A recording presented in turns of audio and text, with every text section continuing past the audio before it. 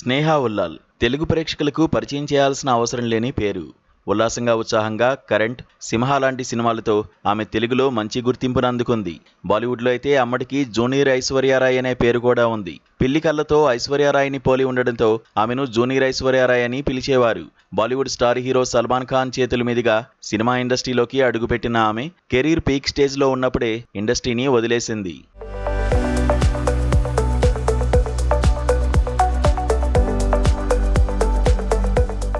సినిమాలు చేయకపోయినా సోషల్ మీడియాలో నిత్యం అభిమానులకు దగ్గరగానే ఉంటున్న స్నేహ తాజాగా ఒక ఇంటర్వ్యూలో పలు ఆసక్తికరమైన విషయాలను పంచుకుంది. తాను సినిమాల్లోకి ఇష్టంతో రాలేదని, రాజీపడి వచ్చినట్లు ఆమె తెలిపింది.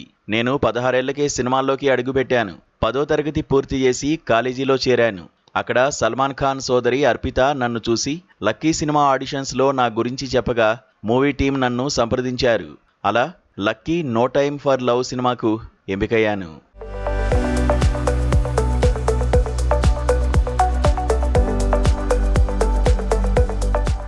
ఆ సినిమాను నేను రాజీపడి ఒప్పుకున్నాను. అప్పటికి మా అమ్మకు క్యాన్సర్. ఇంట్లో పరిస్థితులు బాలేదు. కనీసం నేను ఈ సినిమా ఒప్పుకుంటే కుటుంబాన్ని సంతోషపెట్టిందాన్ని అవుతాను. వాళ్ళను వేరే వేరే చోట్లకు తిప్పగలను అని అనుకుని సినిమాకు ఓకే చెప్పాను. 16 ఏళ్లకే నేను పెద్దదానిలా బాధ్యతలు చేపట్టాను. దీనివలన నా టీనేజ్ని నేను మిస్ అయ్యాను.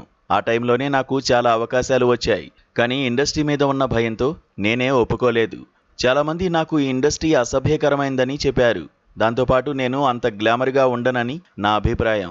అందుకే ఇండస్ట్రీకి దూరమయ్యానని చెప్పుకొచ్చింది. ఇక స్నేహ ఉల్లాల్ కథ విన్నాక నెటిజన్స్ అయ్యయ్యో జూనియర్ ఐశ్వర్యారాయ్ జీవితంలో ఇన్ని కష్టాలా అని కామెంట్స్ చేస్తున్నారు.